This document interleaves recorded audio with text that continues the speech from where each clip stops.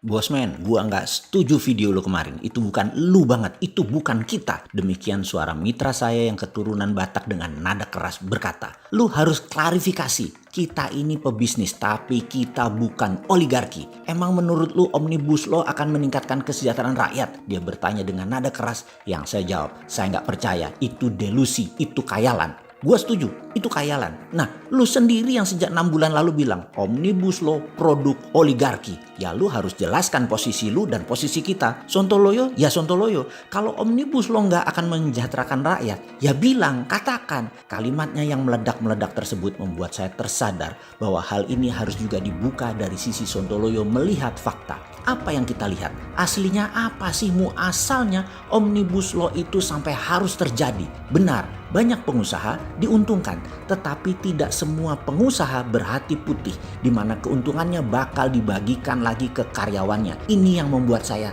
tersadar. Kita tahu, kita bicara kali ini bukan pengusaha UKM, tetapi pengusaha yang non UKM yang hanya 3%, tetapi mereka menguasai 50% peredaran uang serta kendali ekonomi makro Indonesia. Mereka diuntungkan oleh Omnibus Law, tetapi apakah mereka peduli dengan karyawan, buruhnya, dan hatinya putih? Maka kalau boleh saya jawab jujur, sedikit sekali yang hatinya putih. Mereka dengan Omnibus Law akan semakin kapitalis. Kapitalis elitis, yaitu mereka para oligarki dan BUMN. Betul, keduanya elitis yang diuntungkan amat sangat dengan Omnibus Law ini. Rakyat di bawahnya bagaimana? Rakyat hanya menunggu kebaikan mereka. Sekali lagi, bukan hak yang akan didapat, tetapi menunggu kebaikan. Yang kalau bosnya nggak baik, makan tuh sandal. Gigit jari datur rakyat jelata. Ini kan anjrit banget. Jadi kita kembali ke asal muasal Omnibus Law yang terpaksa deh kita buka juga daripada disimpan.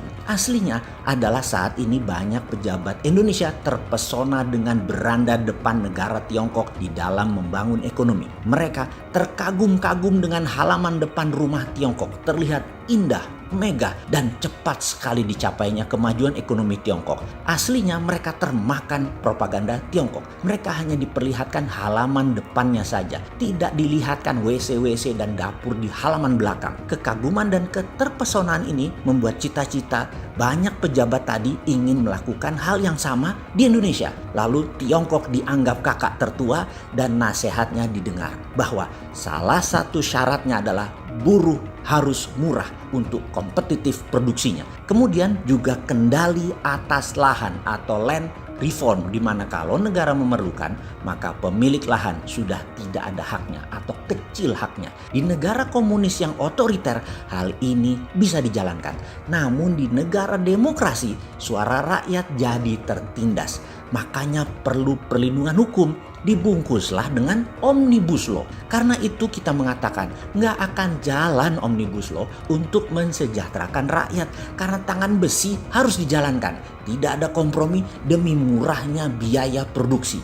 Jadi yang diinginkan banyak pejabat sekarang adalah meningkatkan GDP. Dan sungguh meningkatkan GDP belum tentu meningkatkan kesejahteraan rakyat. Ini harus diluruskan cita-cita banyak pejabat tersebut. Memang terlihat manis undang-undang tersebut dibungkus dengan kata dalam tanda petik cipta kerja. Namun apakah pekerjaan nanti akan membawa kesejahteraan atau lebih lagi kebahagiaan? Belum tentu, dan kayaknya dengan tekanan Omnibus Law tidak akan tercapai kesejahteraan tersebut. Manusia Indonesia akan dipaksa jadi mesin pekerja, dan ini bukan cita-cita rakyat semesta. Belum lagi ternyata asing-asing bebas masuk juga untuk meningkatkan PDB alasannya. Mau nanti 95%-nya keluar lagi, yang penting PDB nasional naik. Bukannya hilang itu tenaga kerja asing di Sulawesi. Pasti bakal nambah, iya, karena demi PDB. Mengapa mendadak bernegara kok jadi bengis begini sih untuk mencari materi? Jangan begitulah bos, jangan terlalu materialistik. Kita Indonesia, kita demokrasi, kita bukan negara otoriter. Kita mencari kesejahteraan dan keadilan dengan cara manusiawi, dengan cara elegan, dengan lebih adil. Jadi kalau dikatakan Omnibus Law adalah produk oligarki dan otoritarian, ada benarnya dan pasti. Lalu ke depan bagaimana? Saya secara pribadi dan kita rakyat jelata mengajukan saran untuk mencabut Undang-Undang Cipta Kerja atau tunda pelaksanaannya. Sebaiknya kaji ulang lagi demi bangsa dan negara. Stop terpesona dengan asing dan aseng. Jangan ukuran PDB naik atau angka-angka statistik naik jadi tujuan bernegara.